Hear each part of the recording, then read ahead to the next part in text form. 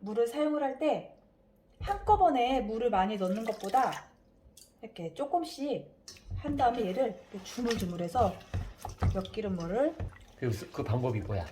그건 바로 여기에 있습니다. 이게 이거요. 엿기름이잖아. 엿기름. 안녕하세요, 소풍온입니다.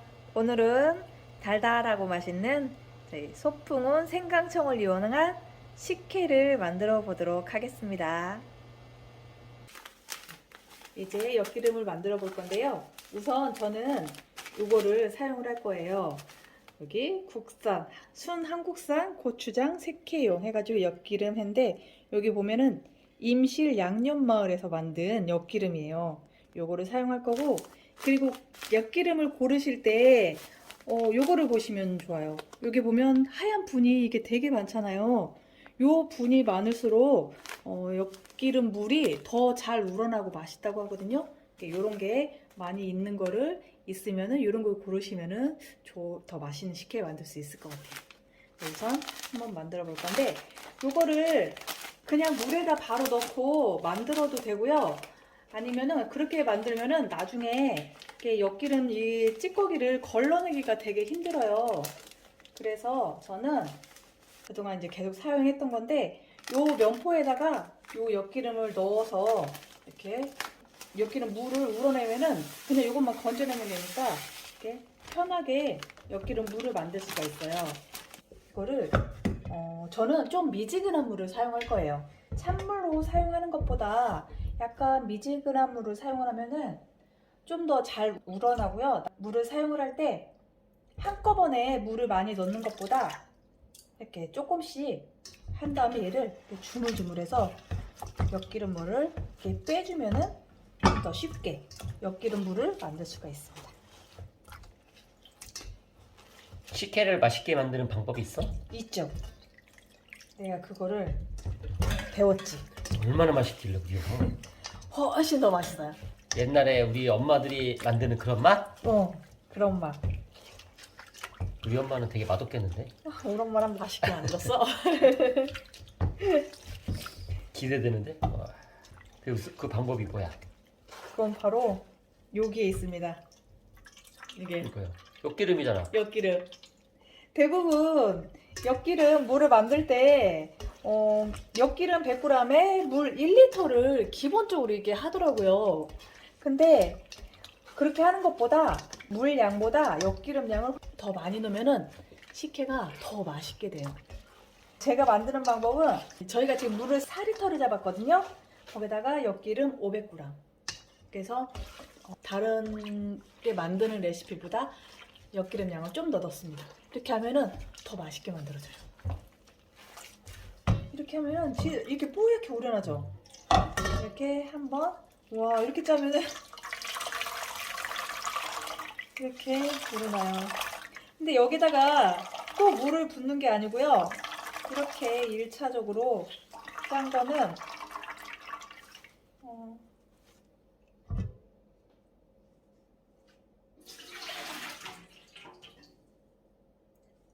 따로 부어놓은 다음에 여기다가 다시 또 물을 넣어야 돼요. 그래야지 이게 엿기름이 이게 제대로 다 우러났는지 그거를 확인을 할 수가 있거든요. 이게 처음부터 다 통으로 넣고 하면은 얘가 제대로 우러났는지 안 우러났는지 그걸 잘 모를 수가 있어요. 이게 조금씩 덜어가면서 이렇게 우러난 거는 물 따라 놓고 또 센 물에다가 이렇게 계속 한 3-4번 정도 이렇게 반복을 하면 될 것 같아요. 이게 요거 엿기름 물만 제대로 만들면은 식혜 반은 완성이 된 겁니다. 엿기름을 더 넣으면 더 맛있겠네. 그렇다고 너무 막 무한정으로 그렇게 많이 넣을 필요는 없고, 조금 더 한 100g 정도, 내가 잡은 물에 한 100g 정도 더 넣는다 그렇게 생각을 하고 잡으면 될 것 같아요. 이게 물량을 너무 많이 받으면 이걸 실패를 할 수가 있어요. 제가 이거를 경험을 했었는데, 예전에 처음 식혜를 만들 때 얘가 조금 진한 것 같아서 보기에 되게 뽀얗게 나오잖아요. 그래서 얘가 진한 것 같아서 물량을 좀 많이 잡아서 식혜를 만들었더니 얘가 안 삭더라고. 그러니까 물량을 너무 많이 잡지 마시고 한 물량보다 한 100g 정도 그 엿기름을 더 잡는다 생각을 하시고 그렇게 만들면은 맛있는 식혜가 만들어질 수 있습니다. 이거를 저처럼 처음부터 넣고 이렇게 조물조물 하셔도 되고요. 아니면은 물에다 좀 담가 놓고 좀 불린 다음에 하면은 좀 더 잘 이게 엿기름 물이 우러날 수가 있어요. 지금 한 4번 정도 걸렸고요. 이제 또 해보니까 보면은 이렇게 처음엔 뽀얀 물이었는데 지금 약간 좀 맑은 물이죠. 좀 맑아졌다. 응. 요렇게 이른 물이 나올 때까지 주물주물해서 엿기름 물을 준비하면 됩니다. 지금 엿기름 물 제가 만들어 놓은 거 지금 약간 좀 시간이 지났더니 좀 뽀얘졌어요. 물이 뽀얘졌다고 해야 되나? 약간 좀 맑아지고 있죠.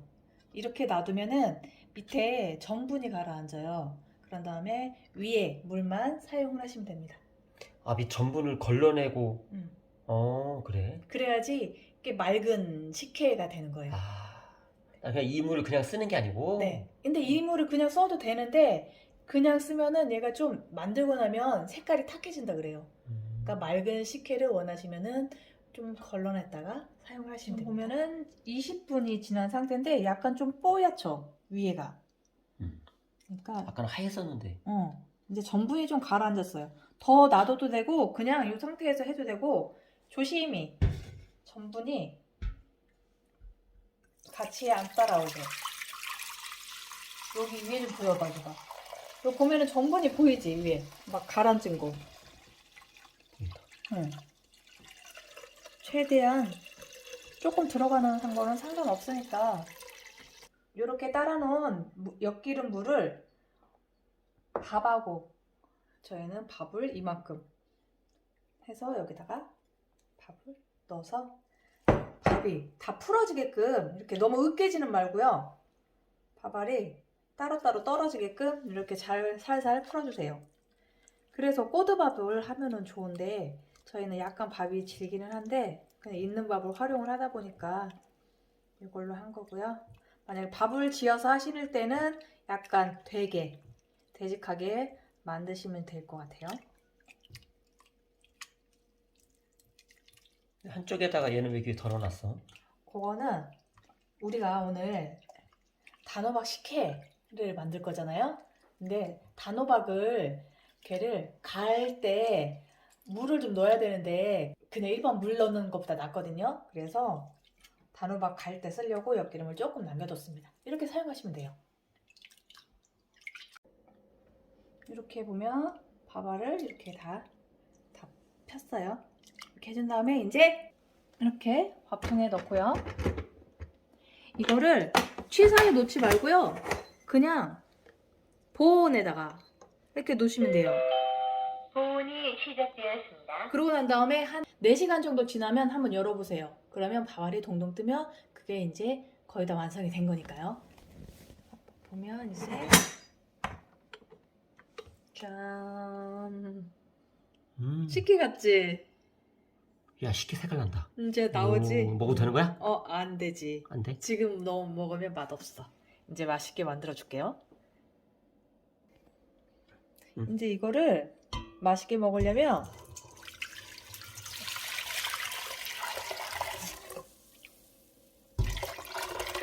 이렇게 솥에 붓고 얘를 한번 이제 설탕을 넣고 끓여야지 맛있게 만들어질 수가 있습니다. 이거 끓일 때 우선 설탕을 먼저 200ml인데 우선 다 안 넣고 처음부터 너무 달아버리면 나중에는 수정이 안 되니까 우선 조금만 넣고요. 우리가 만든 요 소풍어 생강청이 있잖아요.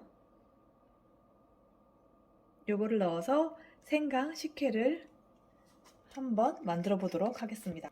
그냥 여기에다 우리가 설탕을 넣고 이미 착즙을 해서 만든 거기 때문에 이거 자체를 그냥 넣으면 돼요. 그래서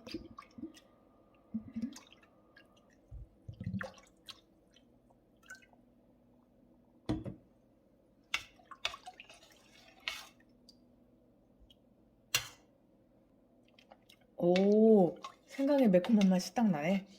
처음부터 설탕량을 너무 다 맞춘 다음에 끓이면 얘가 나중에 좀 약간 쫄면서 너무 달아질 수가 있으니까 조금 심심하다 싶을 때 끓인 다음에 다 끓이고 난 다음에 설탕량을 더 추가하면 될 것 같아요.